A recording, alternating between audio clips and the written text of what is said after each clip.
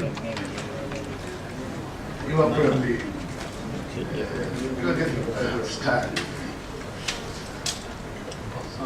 I had meetings with Asim's father. 35 years ago.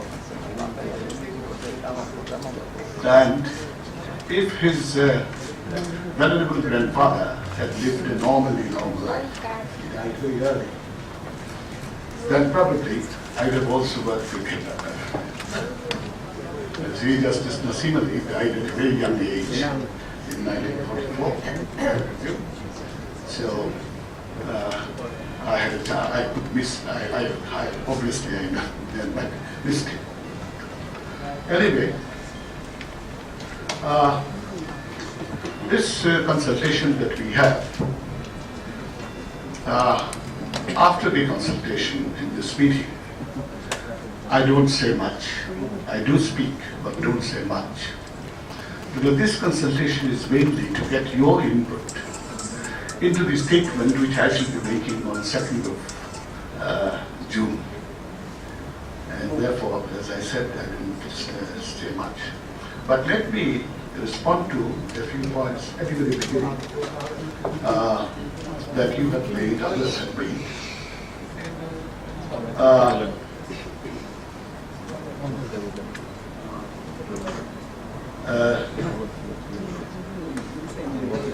A very important point that you just made at the very beginning, that protection level is now about 55%. And at a future date, perhaps sometime in 2024, I think there will be hardly any people. So this is a long march for us. See, from now, by 2024, we should eliminate the simple altogether. It's a very difficult job.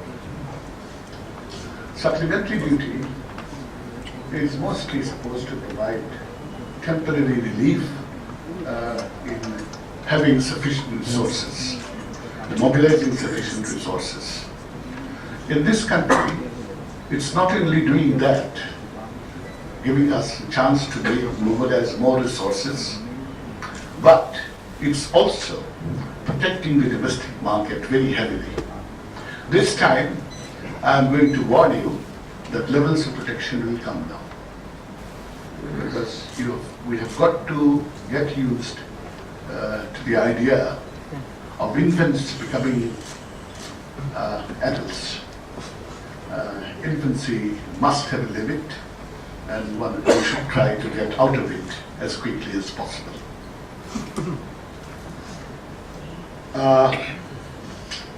Another point, foreign travel, there is a limit of 1% of your turnover, and some people have asked for some relief. I promised that it will be provided.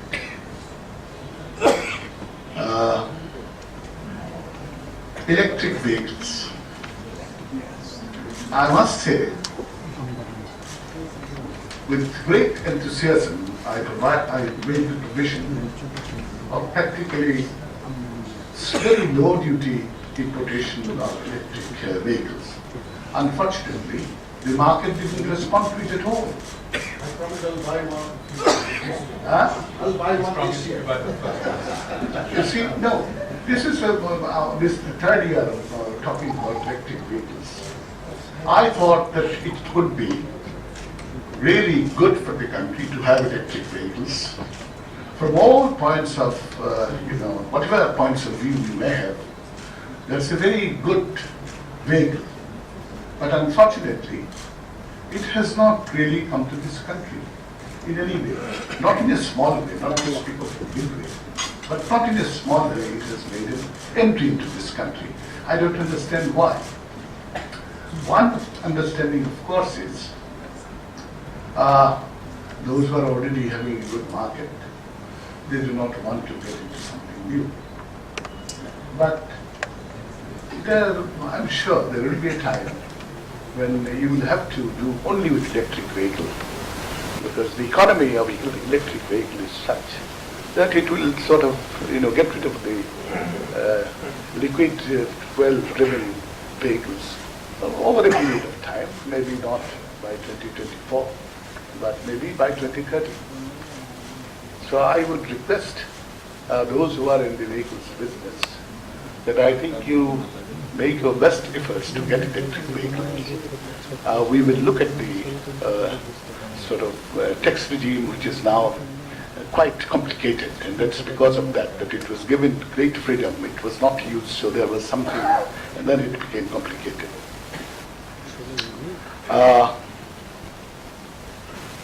Another point, Farjana, your insurance business by all kinds of agents, the commission they receive. We shall see how we can help them. I think it's a good point. You have been raising it, and the whole insurance industry has been raising it before. So we shall work. Yeah, that's it. No, whatever it is, but taxing commission, that is, I think, will review the entire sort of system.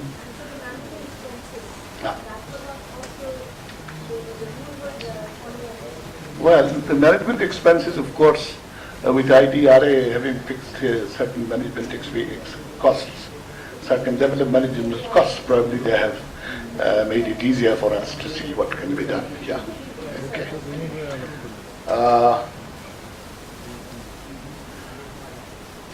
And Rashad Maksud, my old friend. Yes. No, I've seen him. This is the point he has been making when he was making the speeches here. Tax payment to be made easy. We want it, but we haven't reached that point yet.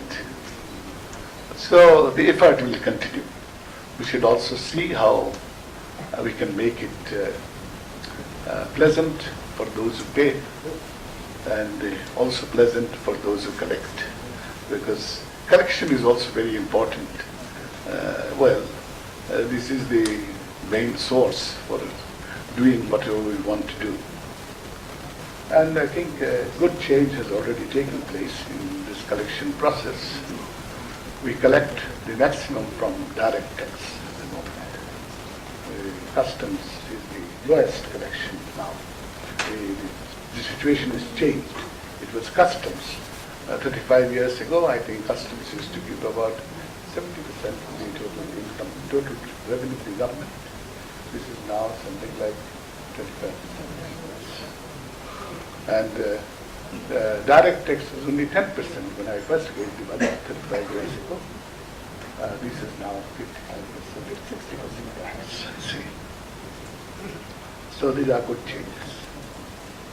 Well, you have also asked for a good behavior incentive. I think we should think about it. I think it would be a good thing to provide some incentive, you see, for good compliance, good behavior. Well, these are the important points on which I have to make some commitments or statements. Now, as usual, we are giving budget, and as Naseem mentioned, this will be my 10th budget. You see, I gave 2 budgets under martial law, and the rest are all in this group. See, 8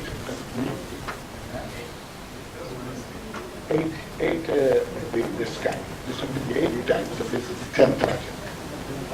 Yeah. Yes, budget making, according to me, in 1962. So that was how many years ago? 50, 60 years ago. At that time, it is sort of defining the all kinds of policies of the government. all kinds of policies in the government. Which sector should get prominence, what should be promoted, and everything that concerns the economy, welfare of the country, this is related to that. And I take it as that sort of big job that as a budget presenter I am sort of honored to perform, you see, and privileged to perform.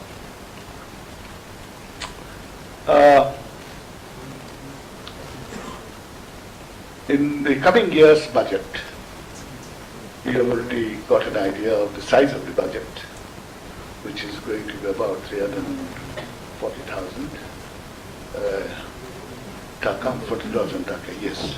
Yeah. This budget is going to have something new, and this new element will be there for many years to come.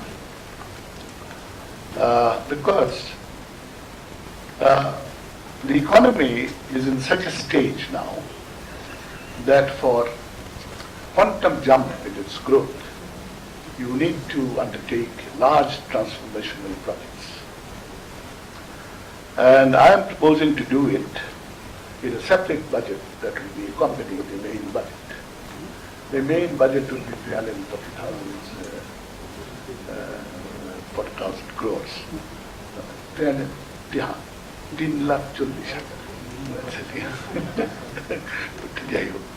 But we would provide another kind of mega projects or transformational projects budget, which should be more dependent on debt, both external, private, as well as public debt.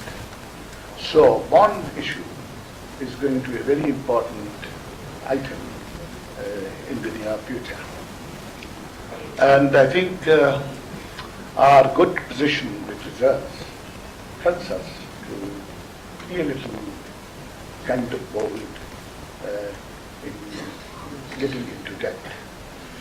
At the moment, that the debt is an extremely small part of the gross domestic product. It is only about $25 billion in an economy of over $200 billion. So it's a very small part, in fact. So we can move with debt. I am very concerned about debt. In fact, I have spent almost the last 3 months working on it, because I have seen how countries get completely ruined by huge debt burden. It is ruined not simply in the sense of economic sort of position, but its political independence is hugely jeopardized. That problem. And that's what you see in Africa in a big way. They are getting relief, no doubt, but at what cost? I think it's not very easy to understand. I think I have direct knowledge because I worked for some African governments in their debt relief arrangements. You see. It is very, very difficult and to a large extent demeaning. And I don't want us to be in that field. So I will also suggest to you that you keep a watch on the debt budget that we will be presenting from next year. I think sometimes governments tend to be extremely ambitious, and then you have get into difficulties.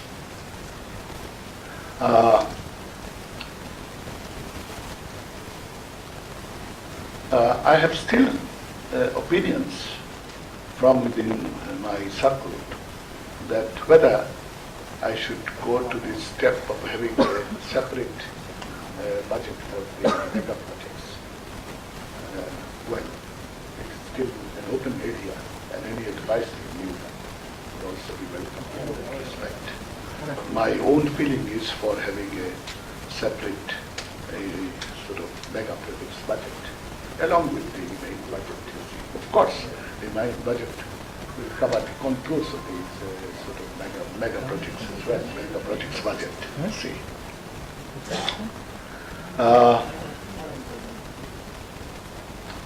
We have in our budget an item that comes up every year, capital budget, separately. This provides perhaps an opportunity to have the sort of the mega projects, to bring them into it. I don't think I'm going to do it this year. One reason is this capital budget that we have is a very small budget, and also many concepts are not properly articulated there. How do you sort of make an estimate of capital? Where do you place particularly individual savings, the money that we collect from savings certificates? This has a separate account. It's fixing it is also a problem. But I think in course of time we'll have to do this budget systemic reforms about this capital budget and the savings certificate sort of fund that we get for the expenditure of the country. Well, one may think it to be technical, but one of the attempts that I have, and every government should have, is to make things very transparent. What I'm telling you is something which is opaque. It's not at all transparent. The statements are there, you can read it. I'm telling you is something which is opaque. It's not at all transparent. The statements are there, you can read it, but understanding it is not very simple. And I think I have taken a number of years to understand what it is. Even after presenting the budget, I have taken a number of years to understand it.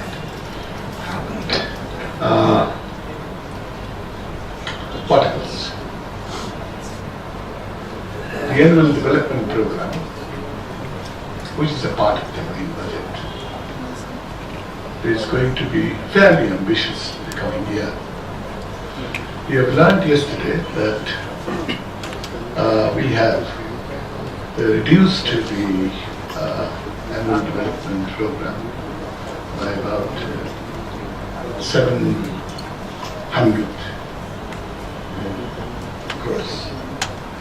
Isn't it 700 crores? Yeah. Or 7,000 crores. See.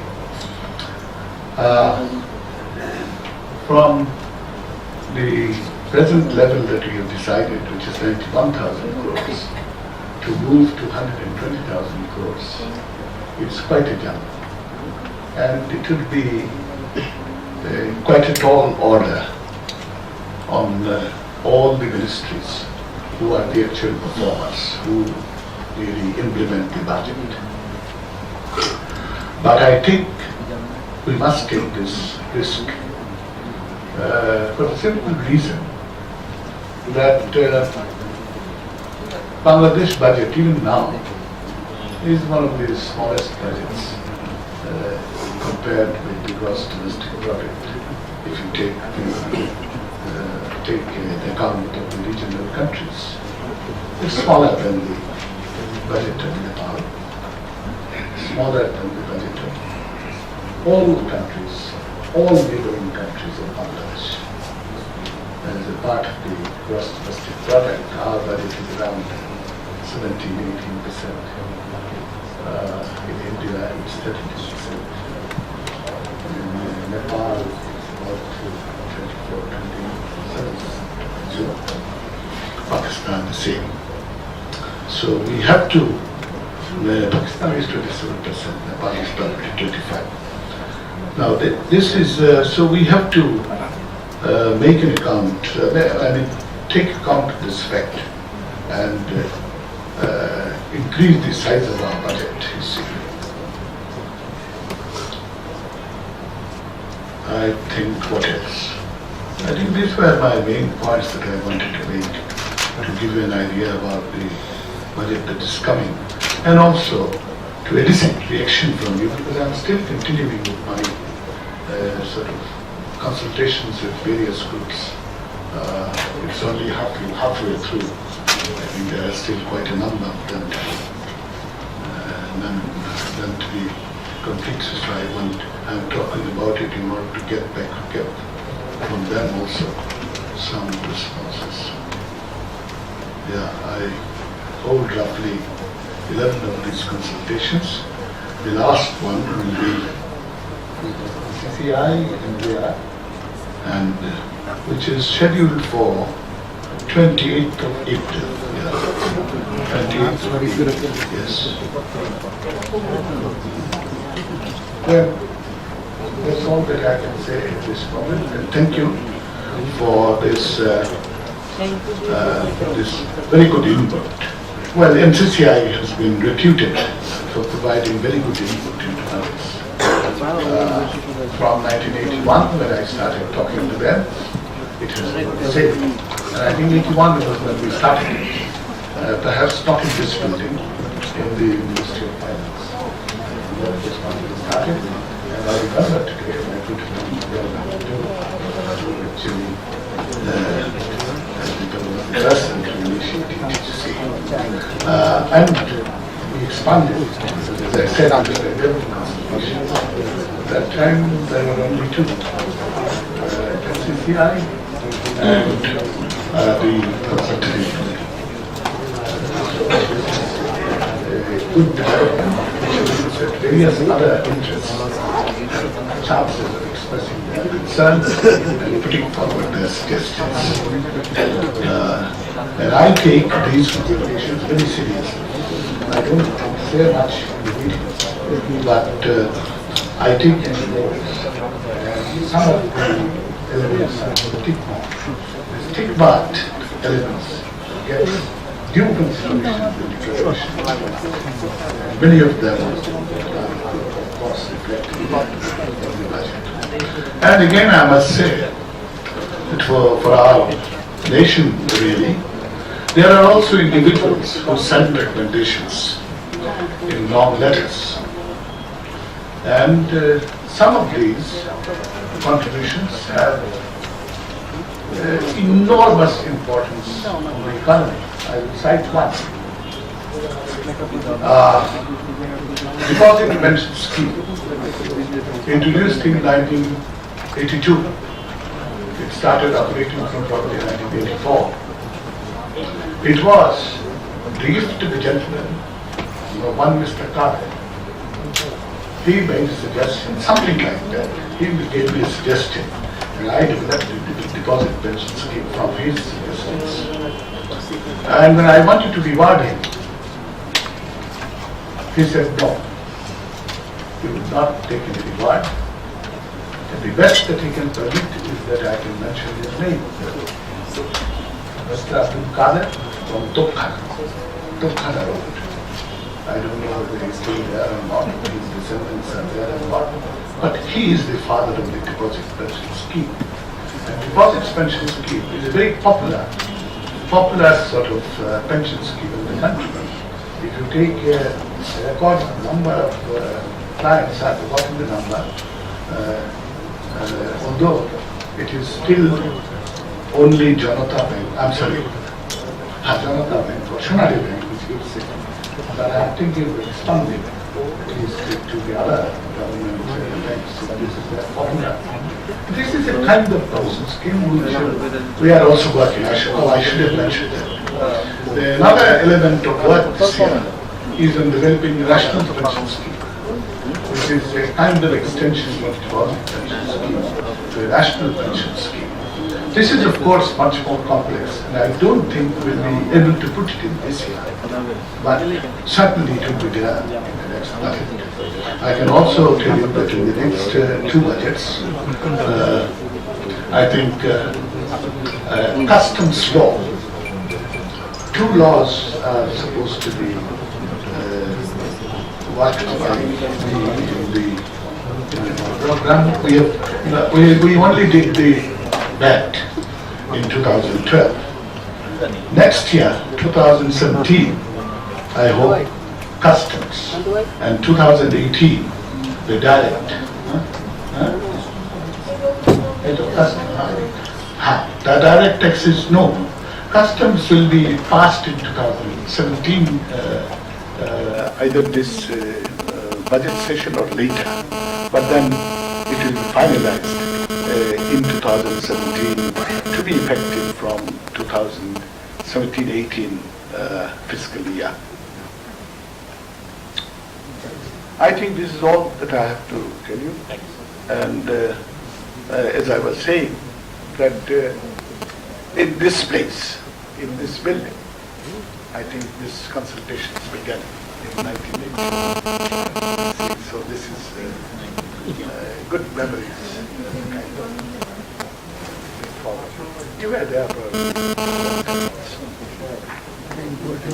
And yes, there are a few who were there in those days. You would do Chile, huh? Sure. Now I'm going to finish. Thank you.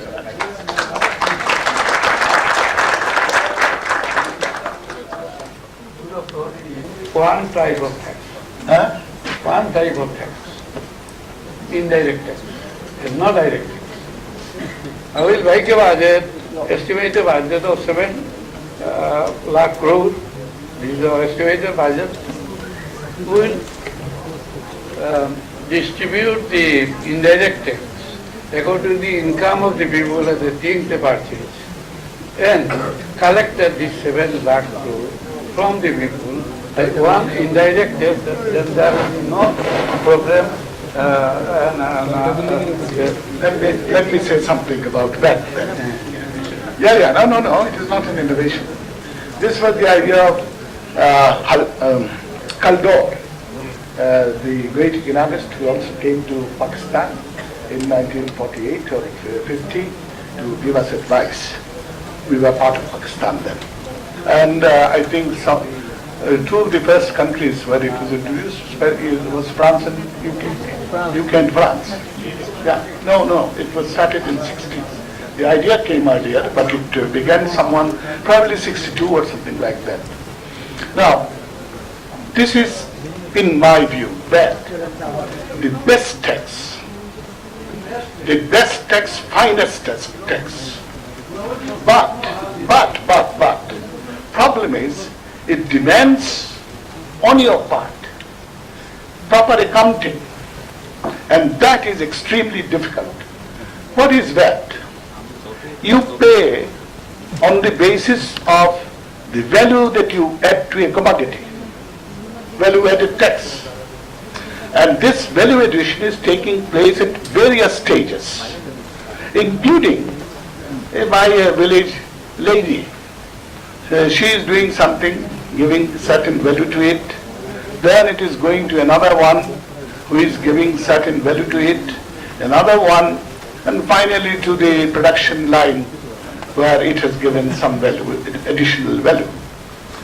If you keep your accounts right, then you pay the least tax.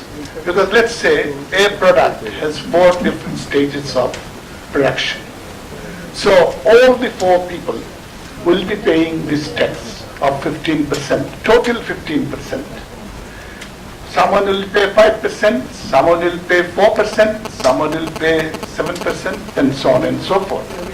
So this is wonderful tax, the best tax, but it's entirely dependent on record-keeping, accounting, which, however, is not that simple to do.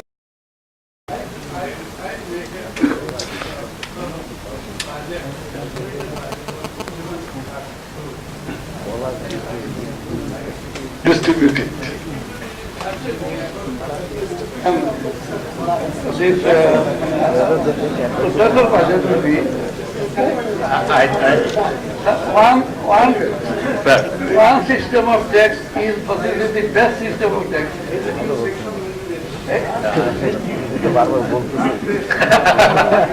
I think we can become the number 1 country in the world and make We look forward to making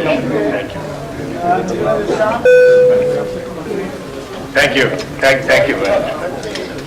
Thank everybody who are here, the Metropolitan Chamber members, the sub-galleries are definitely here.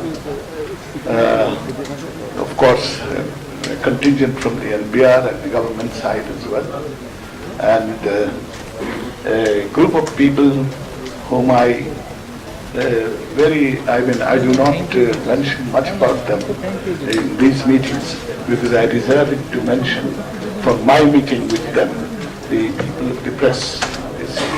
They rendered a very good service, I think, even when they circulate a rumor, which is not true.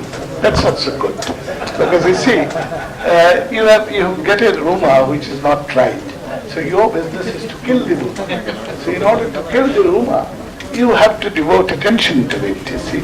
It's a very good thing, and I have experienced it a great deal in my life, particularly greatly when I was posted in the central government of Pakistan. I was posted in the central government for 5 years of my service with the government of Pakistan of 71. So about 15, 16 years, 5 years I served. So I used to visit Dhaka quite often on official business. And I used to give out a lot of rumors myself about what the government intends to do or not deliberately. So that's how I used to get the feedback. And that was mostly Marshall development. So feedback was not very easy to find problems. So this is a contract that it's fine. Go ahead with that. Thank you very much. I'd like to request our Vice President, Mr. Kamaldi Chaudhary, to deliver the vote of thanks. On behalf of the Metropolitan Chamber of Commerce and Industry, Dhaka, it is my pleasure to thank everyone present at this, the Chamber's second quarterly luncheon meeting and pre-budget discussion on the upcoming national budget for the 2016-2017 financial year. We would especially like to thank Mr. Abdul Mohid MP, Honourable Minister of Finance, for obliging us and attending the occasion as a chief guest and sharing his insights. We also expressed our thanks to the special guest, Mr. Mohammad Najibur Rahman, Secretary, Internal Resources Division, Minister of Finance and Chairman, National Board of Revenue, for his gracious comments on the upcoming budget. It's indeed a great pleasure to have the Chairman of the NBR and the Honourable Minister in a very lively and good-humoured frame of mind. It makes it much easier for us to communicate and interact with them. We express our heartfelt appreciation for their excellent deliberations. It was very good also to hear from of the expectations of the business community representing the major industrial sectors from the forthcoming budget. On that, Honourable Minister, perhaps when we talk about electric cars, we also should include hybrid vehicles, because I'm told that the tax on hybrid vehicles has just been raised from 68% to 107%. That's hardly likely to encourage people to invest in or to buy hybrid cars. We thank Mr. Adi H. Khan, FCA, Chairman of the Tariff and Taxation Subcommittee of the Chamber, for his comprehensive presentation. Our past presidents, members of the NBR, other government officials, eminent business leaders, distinguished guests, our members, friends from the media, ladies and gentlemen, thank you very much for your active participation in the discussions that have made this session very lively. Thanking you all once again, we would like to invite everyone to join us for lunch. Thank you.